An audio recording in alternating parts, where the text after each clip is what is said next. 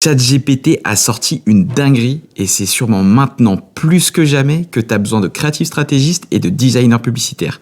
Je t'explique pourquoi. Premièrement, l'uniformisation des contenus. L'IA est entraînée sur des données existantes, mais aussi des données qui se créent petit à petit sur Internet. De ce fait, elle n'invente rien, elle reproduit. C'est pour ça qu'on observe dans les images générées par ChatGPT une certaine uniformité des images. Tu peux le constater derrière moi avec toutes les images que tu vois défiler. Un aspect plutôt lisse, des couleurs un peu chaudes, toujours les mêmes sourires, toujours à peu près les mêmes physiques d'humains, bref, il y a une patte commune. Deuxième point, 3/4 de ces ads doivent être retouchés. Beaucoup d'équipes marketing ne valideront pas en l'état ces images. Pourquoi? Parce qu'il n'y a pas les bonnes couleurs, parce qu'il n'y a pas la police de la marque, parce qu'il peut y avoir une mauvaise disposition des textes ou de certains éléments sur l'image. Bref, des éléments qui ne seront pas validés par l'équipe. Et il faudra donc une retouche humaine pour finaliser ces ads. Troisième point, produire des ads avec ChatGPT ne prend pas 10 minutes. Pour arriver à avoir des bons rendus, il faut des photos ou des PDF qui sont existants.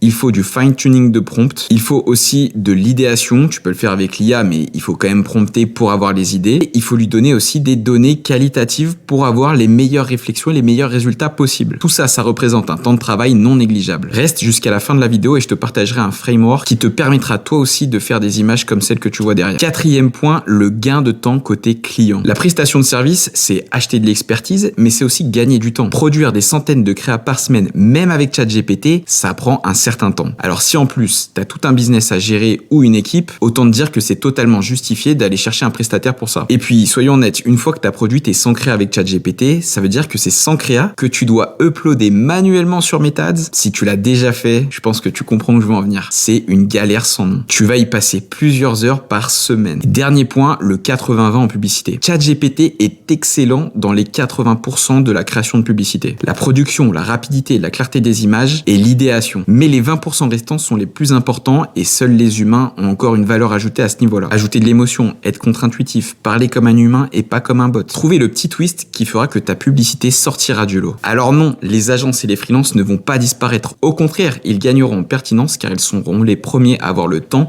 et l'expertise pour maîtriser ce sujet-là. Et puis au final, une publicité qui vend, c'est une publicité qui suscite de l'émotion. Et jusqu'à aujourd'hui, l'IA ne maîtrise pas le concept d'émotion. Bon, maintenant je te partage un framework pour que toi aussi tu puisses générer tes publicités avec ChatGPT. Étape 1, fais un CSV avec tous les avis disponibles sur Internet sur ton produit. Étape 2, demande à Claude ou à ChatGPT d'analyser ses avis clients et de te sortir les USP et les bénéfices produits. Étape 3, demande à Claude ou à ChatGPT de définir les personas de ton produit. Démographie, psychographie, déclencheur de considération, déclencheur d'achat. Étape 4, demande à Claude ou à ChatGPT de générer des idées de création publicitaire en fonction des insights travaillés précédemment et de tes personas. Étape 5, demande à ChatGPT de générer des images sur la base des idées créées précédemment. Dis-moi en commentaire si tu veux que je fasse une prochaine vidéo avec plus de détails sur ce framework.